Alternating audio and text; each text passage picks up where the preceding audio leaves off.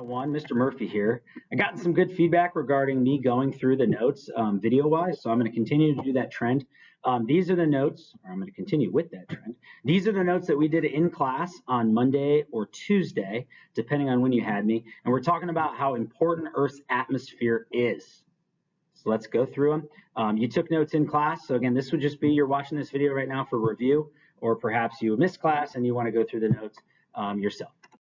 About the composition or what Earth's atmosphere is made out of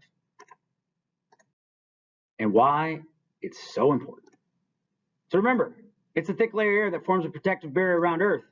It's going to maintain balance between heat absorbed from the sun and heat that escapes back to space and protects life forms from dangerous ultraviolet rays. If you remember in class, we talked about, and I'm using my sweet new stylus pen, we talked about Goldilocks. We talked about how, if you look at the atmosphere of Venus, it's way too hot, it's way too thick. Venus's atmosphere is so much carbon dioxide, like 96%, and it's going to trap in all that heat and make it inhabitable for any sort of life that exists on this planet. If we went to Mars, our closest neighbor, you'd find that the atmosphere is way too thin. So because of that, it's super duper hot during the day and super duper cold during the night. So why Goldilocks? Well, Venus is too hot, Mars too cold, Earth just right. Our atmosphere is like a tent in the woods. It's going to keep the bad stuff out. It's going to keep the good stuff in. If there was no atmosphere, we'd be extremely hot, extremely cold, like it. All right, cool. So where is it? Obviously, Earth's atmosphere extends from Earth's surface into outer. Mixture of gases, solids, and liquids.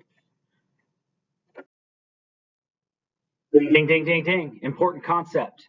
Nitrogen is the most abundant gas in our atmosphere. Let's put a star right there.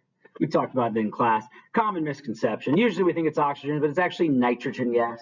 The second most common is oxygen, and then other gases. We got argon. We got a little bit of carbon dioxide, and then we got other gases, which is like trace amounts of things. And we use the analogy of imagine an Olympic-sized swimming pool. Imagine taking a teaspoon of whatever and dumping that teaspoon into a swimming pool. You really couldn't tell what would be in that swimming pool.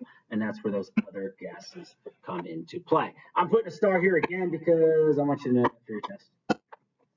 Know the most abundant or most commonly found gas in our atmosphere. Solids in our atmosphere, super common ones, dust, salt, and then pollen. I'm writing a sad face because, I'm allergic to that one. We also got liquids in our atmosphere. Of course, we got water vapor, and then things like sulfuric acid, which happen from erupting volcanoes. Okay, we talked about why it's important. Let's talk about how it's structured. There are 5, I'm missing the camera. There are 5 layers of our atmosphere. We're going to go to space here real quick. Ready to go to space? Let's go to space. We're going to start at the bottom, the lower atmosphere, which contains most of our air, and we're going to talk about the troposphere. Temperature decreases with height because it's warm bottom to top.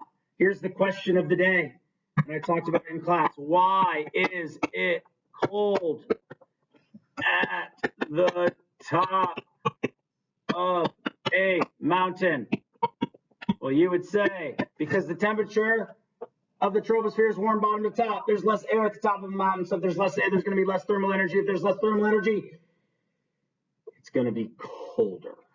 You with me? Contains 99% of all water and 80% of all the gas. It is our most dense layer. It's going to contain our weather and pollution. If I was going to draw a density circle, remember from our poster, the troposphere is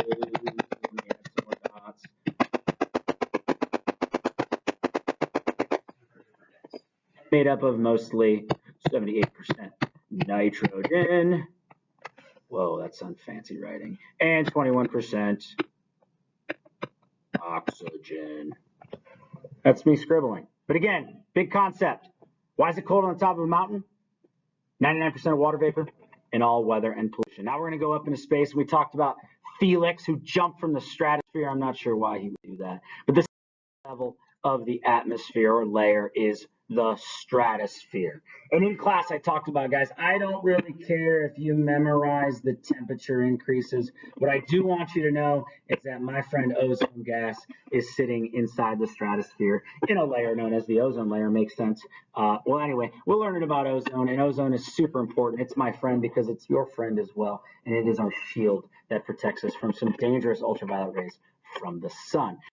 Up in the upper atmosphere. Now I got the third layer. It's the mesosphere.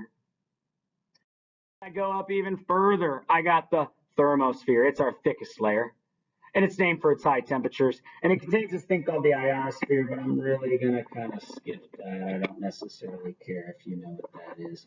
But I do want you to know that's the thickest layer. It's the fourth layer, and it's named, of course, for their high temperatures. You know, thermo. Get it right? Okay, cool. And moving. And we are in all the way into outer space. We are in the exosphere. It is the uppermost layer. It contains very few molecules. It's where like the space shuttle orbits. How do I want to wrap this up? I want to wrap this up by saying key concepts. I want you to understand what the most abundant gas in the atmosphere is: nitrogen.